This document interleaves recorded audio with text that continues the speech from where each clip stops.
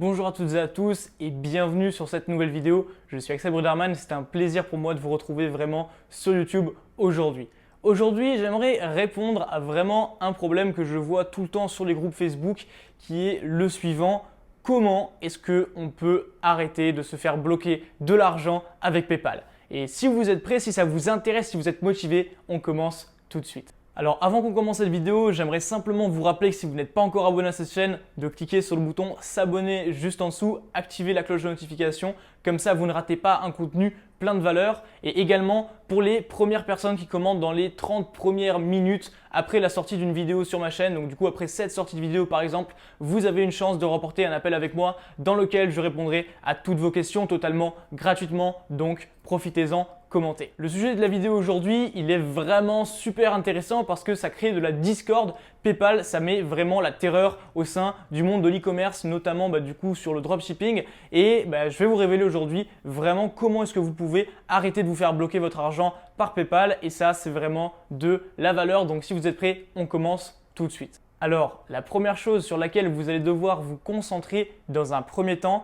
ça va être d'avoir une entreprise. Parce que PayPal, en fait, si vous vous lancez sans avoir réellement d'entreprise, ils vont vous demander des informations d'entreprise. Ils vont vous demander du stock, ils vont vous demander sous quelle dénomination vous exercez, quel est votre code NAF, etc. Si vous êtes dans le commerce, si vous avez une entreprise en France, qu'est-ce que vous faites? Tout ça, ils vont vous le demander. Donc, personnellement, je ne vous recommande pas de vous lancer avec PayPal si vous n'avez pas d'entreprise parce que quand ils vont vous tomber dessus, eh bien, ils vont vous garder l'argent en tous les cas et vous risquez même de vous faire bannir de PayPal. Donc ça, c'est la première chose.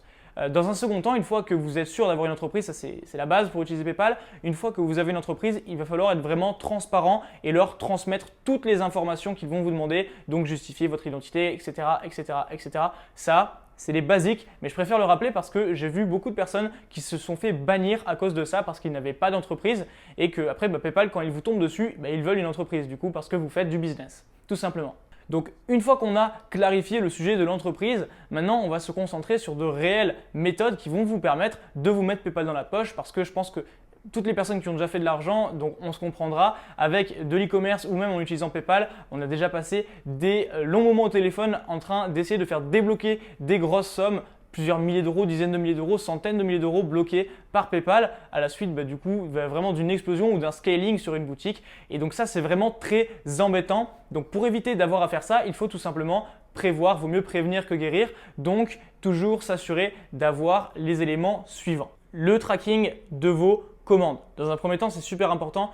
Lorsque vous faites de l'e-commerce, PayPal vous demande un suivi de l'envoi. Donc, il faut impérativement que vous envoyiez vos commandes avec un suivi. Donc, si vous utilisez AliExpress, il faut impérativement utiliser des livraisons qui disposent d'un code de suivi. Je pense à AliExpress Standard Shipping et à ePacket. C'est vraiment les deux livraisons que je vous recommande si vous faites du dropshipping avec AliExpress. Sinon, si vous êtes déjà plus avancé ou que vous avez un agent, eh bien tout simplement demandez les codes de tracking à votre agent. Mais ça, je ne me fais pas de soucis. Si vous passez déjà par un agent, il ne devrait pas avoir de problème par rapport à ça.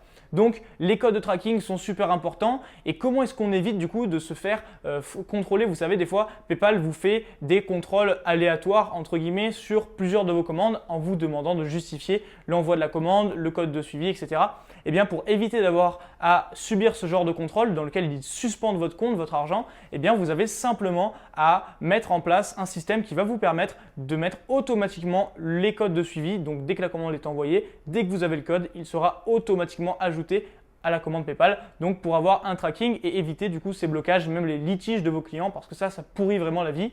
Donc comment est-ce qu'on peut faire ça? Il y a deux méthodes. La première méthode, ça va être d'installer une application qu'il fait pour vous. Alors ça, je pense à une application, je n'ai plus forcément le nom exact en tête, mais il me semble que c'est un truc en anglais qui dit PayPal's Tracking Code on Autopilot, un truc comme ça. Bref, donc pas très important, mais voilà, l'idée c'est que cette application-là, elle vous coûte assez cher à la longue parce que ça va vous coûter 13 centimes par commande, je crois. Mais lorsque vous faites en fait plusieurs milliers de commandes, eh bien vous voyez les 13 centimes que ça représente quand même pas mal d'argent.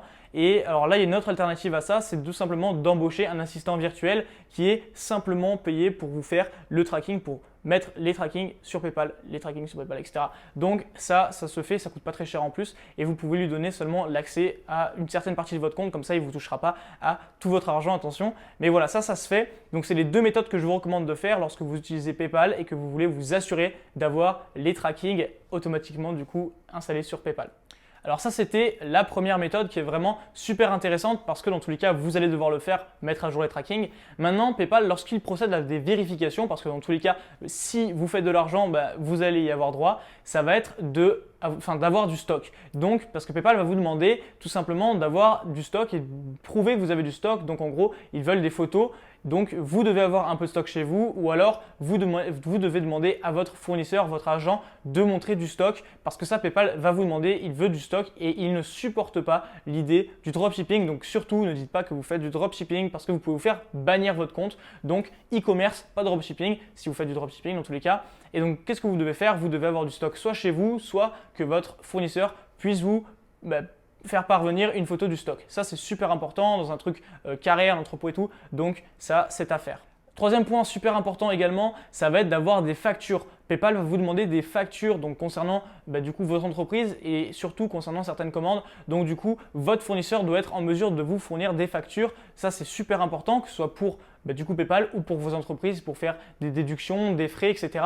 Donc vous devez vraiment vous assurer que votre fournisseur, que votre argent, peu importe, il vous fournisse des factures pour que ça tourne correctement et que vous puissiez déjà d'une, éviter de vous faire bloquer, deux, passer sans problème les vérifications et trois, si vous êtes bloqué, vous faire débloquer potentiellement. Donc ça, c'est vraiment super important et mettez tout ça en place. Maintenant, je me réserve même un petit bonus et ça, je vous le donne tout de suite. Donc, qui déjà a eu affaire à des litiges? Je pense tout le monde, à partir du moment où vous vraiment commencez à faire des ventes, etc., il y aura toujours des clients pour vous faire des litiges sur PayPal et essayer de récupérer leur argent. Et concrètement, comment est-ce que vous pouvez pallier à ce problème en évitant d'avoir des litiges justement? C'est en insérant un message personnalisé au moment de faire un litige en fait. Et ça, je vous montrerai simplement un record de mon écran et vous pouvez le faire très facilement en fait en allant dans les réglages de PayPal. Je vous le montrerai dans tous les cas, je filmerai mon écran juste après afin de vous montrer ça. Et c'est super simple et en plus, voilà, vous avez juste à faire un message assez personnalisé, assez simple qui rappelle tout simplement aux personnes qui sont prêtes à faire un litige que ce n'est pas forcément la meilleure des solutions pour récupérer leur argent, pour régler leurs problèmes et que voilà, vous les invitez à vous contacter. Alors là, il y a vraiment deux écoles. Soit vous les invitez à vous contacter sur votre email de base, donc de SAV, soit si vous avez un téléphone par téléphone, soit si vous avez du coup une équipe, du coup un autre email qui va vraiment être mis en priorité et du coup traiter les commandes vraiment le plus rapidement possible. Donc voilà, ça c'est les conseils que je peux vous donner par rapport à PayPal. Je pense qu'on a fait le tour aujourd'hui. Dans tous les cas, si vous avez d'autres suggestions de vidéos, n'hésitez pas à me le dire en dessous, ce que vous avez pensé également de cette vidéo.